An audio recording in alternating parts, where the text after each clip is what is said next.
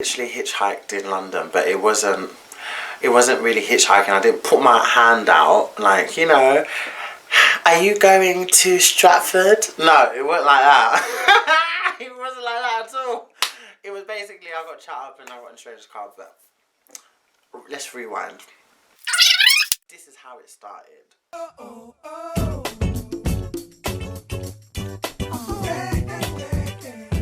Someone I was friends with at the time wanted us to go out.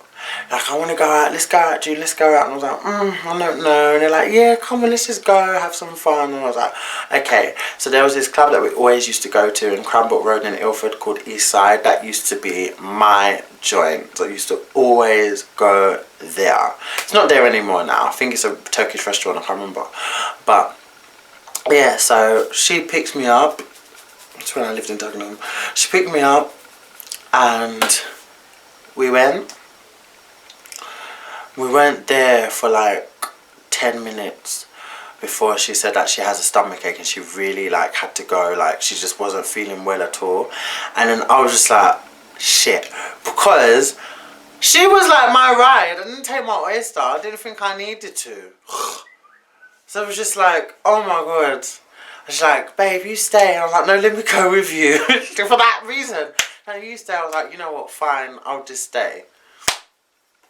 So she went and I stayed, but I literally left after like 5 minutes. I went and obviously this is Ilford and I live in Dagenham and it was already like 12 something in the middle of the night. It was so late already. And if you're walking like at that time of the night, it's not a nice place. Ilford at a certain time of the night is just not nice. Like, especially when you're walking down Green Lane, right down Green Lane. That's when you see all prostitutes. That's the first time I saw prostitutes, because everyone always say there was prostitutes when they come out at night. I never ever believed it. And I was walking down and you just see them all over the place. It was so shocking, you know, like real prostitutes on the street. Terrible. So anyway, I was just walking. And I've done that route so many times, so it would take me like a good hour walk, probably. Just under an hour. No, an hour walk to get home, especially with the way I walk. So I was just getting ready to walk. I was walking down Green Lane and there was this car that was following me, that I suspected was following, but I just didn't know. So in my head at first instance, I just thought that they wanted directions. So I was like, okay, they just kept... As I was walking, the car would stop here. I was walking more, the car would stop. And I'd be like, okay, if they're going to ask, they're going to ask. Then, when I proper looked, because it was just a feeling, when I proper looked and I saw Audi and it was blacked out, I was just like, oh god, no. This could just be only one thing. This is terrible, because Audis, A3s, blacked out, East London, oh my god. This is not a good thing. I was stopping next to me. Oh no, at the time of the night. No. So me, I was walking. I started pace walking to Ras. Oh lord. Then I crossed over because the car come across the road, so I crossed over, and then I was walking and I was coming up to Barking now, like the roundabout. If you guys don't know what that is, it's just the roundabout. And it started to slow down, and then he wound down the window and he's like, excuse me. And I was like, oh god. I was like, yeah, is there a problem? And he goes, no, are you okay? And I was like, do you need help with anything? And he was like, no, it's just your walk. Your walk, oh, he's so sexy. And I was like, thanks. I just kept walking. And he's like, come here. And I was just like, what? And he's like, please let me talk to you.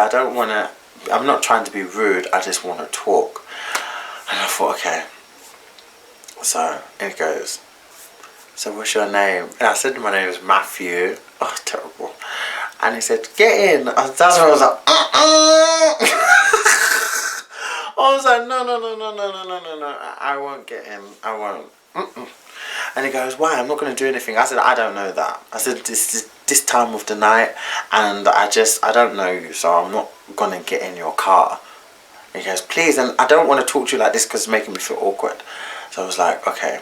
So he opened the door, like he swung it open like that, and he said, just sit down, you can even put your legs outside, like, I just want to talk to you.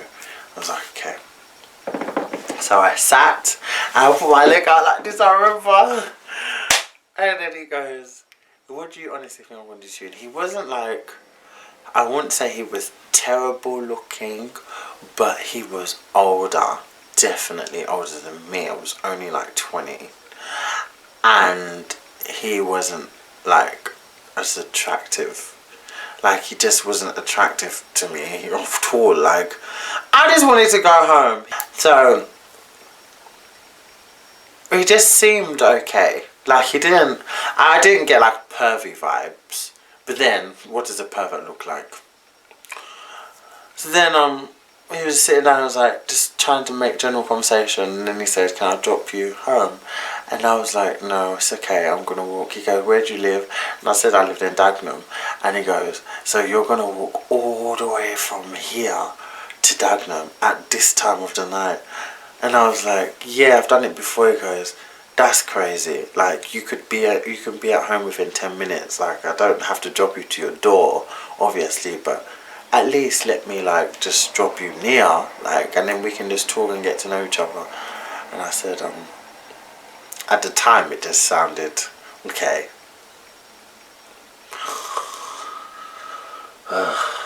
So started driving, and he was going a normal route. He was going a route that I would go if I was driving, and he was just talking.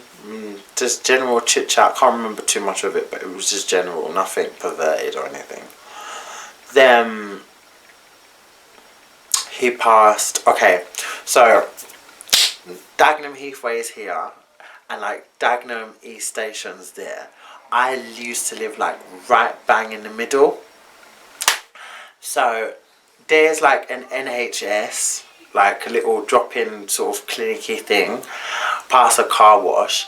And my house would have been like about not even 10 minutes, literally like 6 minutes from that NHS place. So I told him that that's where I want to get off there, because I didn't want to get too close to my house, right? And he drove past it, and he was like, no, I'll drop you closer. I was okay. Then when we passed the road that my house was on, I was just like, oh my god. I was like, no, you can definitely stop now.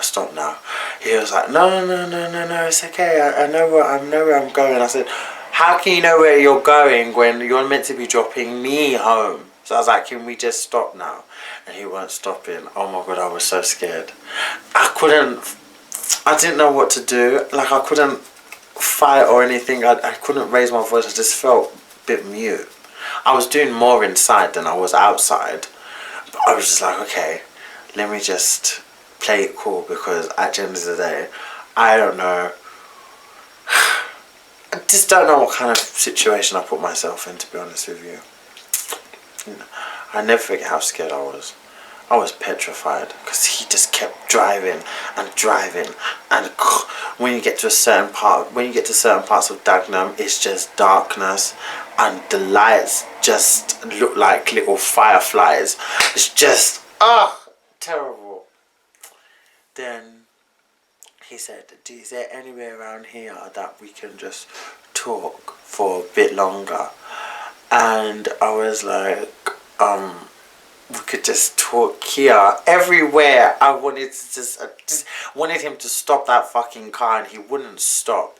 Then he pulled up in this like car park next to the park at the back of my house, and I kind of felt okay because I could see the back of my house. I was right at the back of my house, but I couldn't make it obvious that that was my house.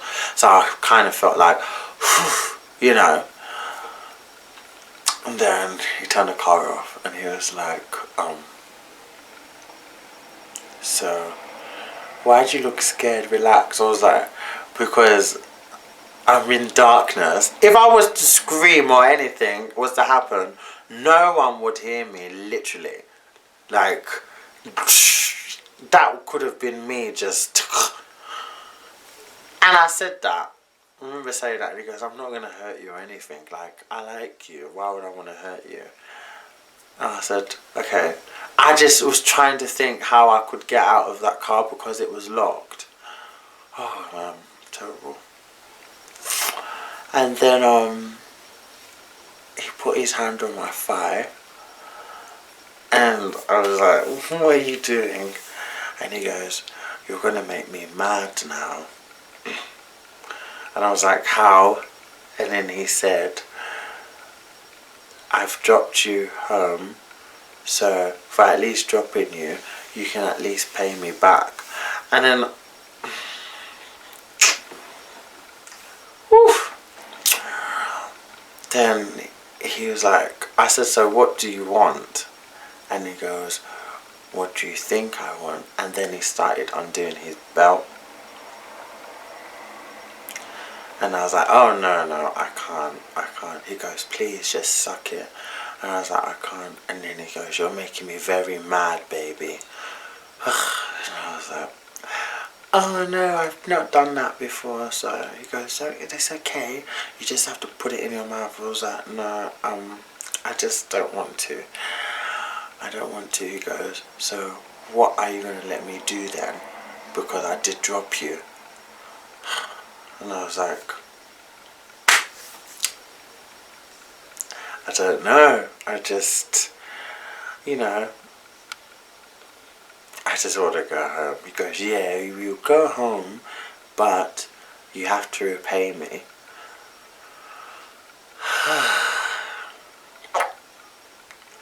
I wish I would have just said something. I wish I could. Ugh, I was just so mute. But I understand it now, which obviously I talked to Joe. Just, you know, thinking about it is just not nice. It's very uncomfortable. But that video inspired me that you should talk. And not video, that episode, the series inspired me that you should talk, because there's other people that have gone through things, are probably going to go through things, and I don't want people to think that that behaviour is okay. You know, you're obliged, just because someone does something for you, you're obliged to then repay them with your body, because that is not the case at all. Like, Jesus. And I wish I would have known that then. It's just people prey on people that are naive and gullible. They know that, they see that, and they know how to get that, and they know how to manipulate that to get what they want out of it, even if you don't want that. Like, some very cruel people in the world, but anyway, we'll continue that. So I don't know how it happened, but he just come and he was on me, and he was like kissing my neck and stuff. He was kissing my nipples, and it was just so disgusting. I can't remember, did we kiss? I can't remember, but I just remember I felt so disgusted. I didn't want it. Like, I didn't want it. And then I managed to stop it, and I was like, this is like too much now, I'm really tired. And he goes, no baby, just a bit more, come on, just. I was like, no, didn't have sex. Oh, thank goodness. He just was very full on. And I said,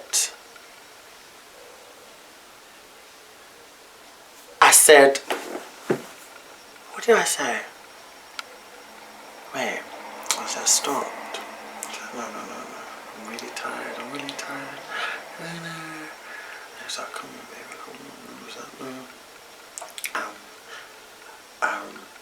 I've got to, yeah, I got out of it, and I can't remember how I said it or what I said precisely, but I do know that I said something about I'll give him my number and I'll meet him later, because I was just tired. I can't remember how I got to that point. I just remember stopping. I can't remember the little conversation. I'm so sorry, you guys, but I can just remember me saying that. And he was like, are you sure? Are you sure? And I was like, yeah, you can take my number here, I'll take it. And then He phoned it. He said, let me phone it so you're not giving me. He wanted to make sure that I wasn't giving him a fake number, so he phoned it. And it was obviously ringing.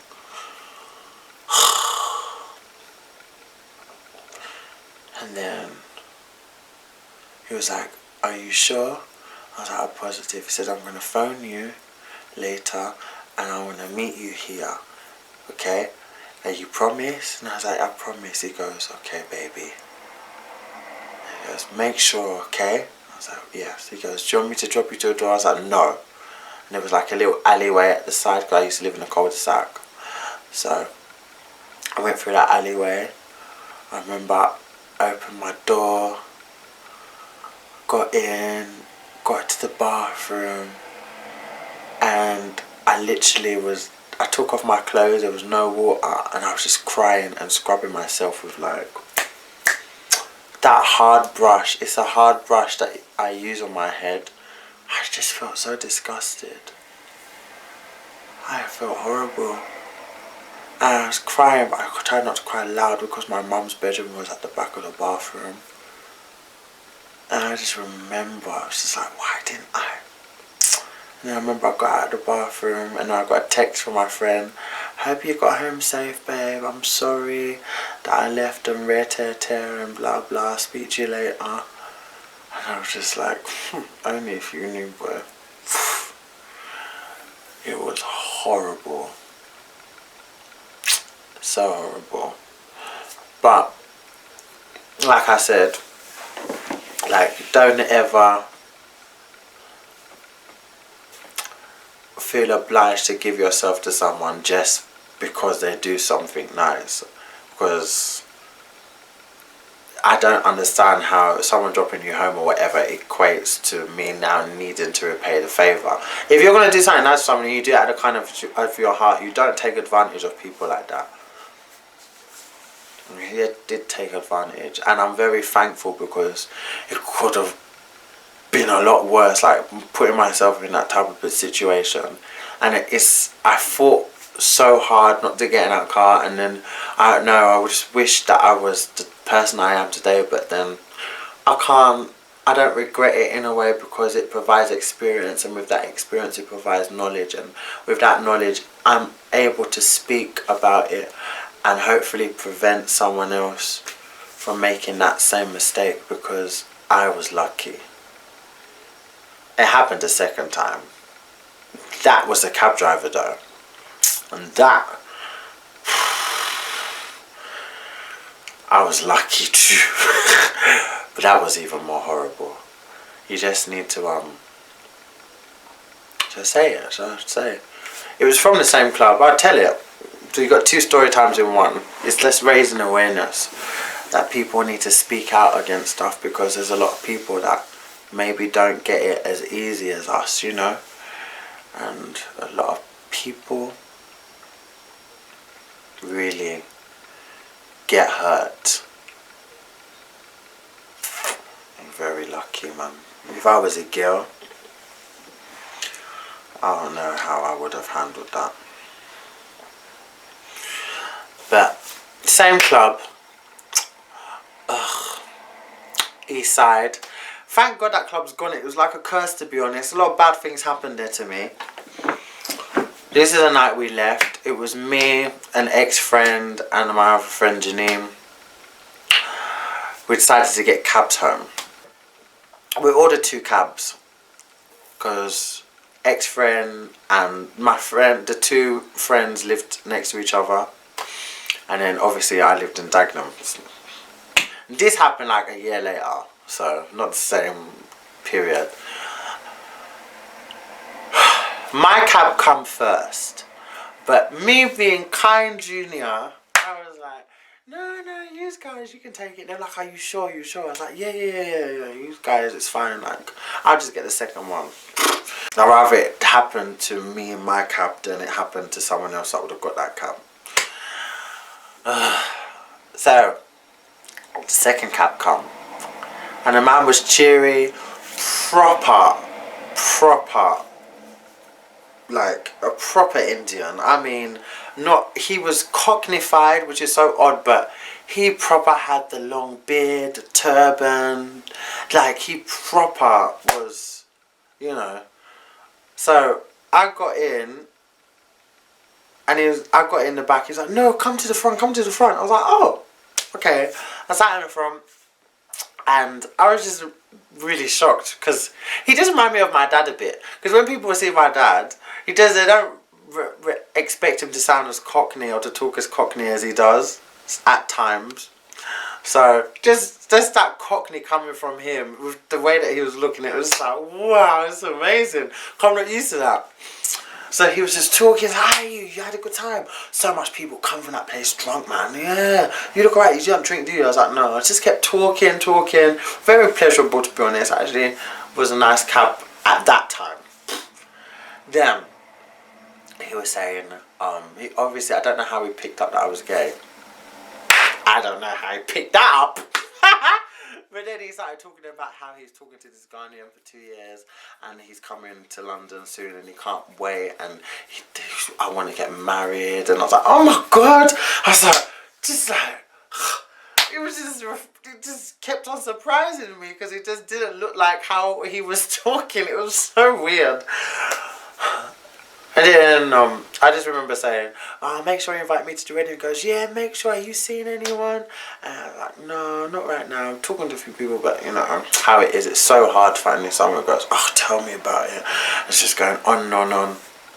Then, like, the same thing, when it got to that NHS bit past the Dagenham Heath way, like, I was like, you can drop me here. He's like, no, let me drop you closer to your house. And I was thinking to myself, I was like, I know, why am I telling you to drop me here? Like, you're a cab driver. I was like laughing. So he literally got in front of the alleyway to my house. I was like, thank you so much, nice meeting you. And he goes, no, thank you. Put his hand on my leg. And I was like, I did that, innit? Like, I just didn't think anything like that. Then the door's locked, and he says, come here, baby, come. And I was like, woo, what? And he's like, come, man. It was a struggle, literally. Like, I was like, get off, get the fuck off, like, proper. I managed to fight him off. I got out of the cab, didn't even pay him his £5. You can fuck off for that, kidding me or what? And I got inside. That was horrible, so horrible. And I remember, I didn't tell anyone, and a few days later I told a friend of mine what happened, and they told me, I can never believe that. I can never believe a Muslim man would act like that. I don't believe you, I'm sorry. And I was just like, this happened, like, it was, do you know how horrible it is for when you open your mouth for someone that's your friend to say that because a Muslim man, that could never happen, they will never believe it. From that day, I've never been close to that person ever again, to be honest. It's horrible. That was horrible. And I think that's why a lot of people don't speak as well, because people are not going to believe them, or you're made to feel like you did something wrong, or you was dressed a certain way, or you did this, or you was too nice. Fucking hell, man, it was a cab driver, and it was so awful because I didn't even report it. I should have reported it, man. Should have, because God knows how many people got taken advantage of like that. And down to me not saying anything. You just need to be careful. Really need to be careful. And that's what I mean, like, it was so easy to feel obliged, because within dating, when I wasn't attracted to people, and they would kiss, they would make a move, and I would just do it because I thought that I was obliged because they gave me their time, you know. But really and truly, I'm giving you my time. So I'm not asking for anything. I appreciate the fact that we've come and we've talked, but if there's nothing here, there's nothing here. Like, you know, people always expect something for something, and that was a service that the cab driver was providing. And the first time, someone chatted me up, basically, and just because they chatted me up and dropped me home, they felt obliged, and suddenly I meant to give you my body.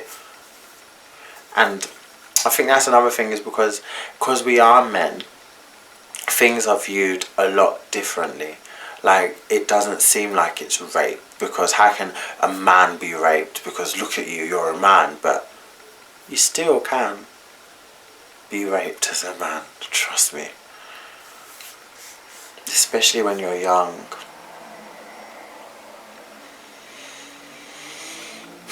There's some very cool people in this world, man. Yeah, I just wanted to talk about that. I didn't want to, like, it's not something I planned on doing. I actually planned on making a tutorial about making first slides, to be honest. But what I watched today was serious, and it was heartbreaking. And it was people being taken advantage of, their innocence, and them being that little bit naive, being used, and then they've had to feel obliged to keep giving their body when just because something nice was being done for them. And that's how I felt. And I was lucky, because I'm here to tell the tale, and nothing further happened from that, but a lot of people aren't. So it's very important that you talk, and don't ever feel ashamed or feel embarrassed, because you opening up and you talking, actually you don't know whose life that you're saving in that instance. And I really admire people when they talk about their molestation stories and their abuse stories on YouTube, because it's very brave to talk about stuff like that, you know. It takes a lot of courage to really open up yourself and put yourself out there to the world for the world to see. But it really helps people, and it needs to be done. So yeah, I love you guys, and I'll definitely be seeing you in a more uplifting video. I swear the next one, not gonna be nothing like this. Jesus Christ, terrible. But yeah, you guys take care. Mwah.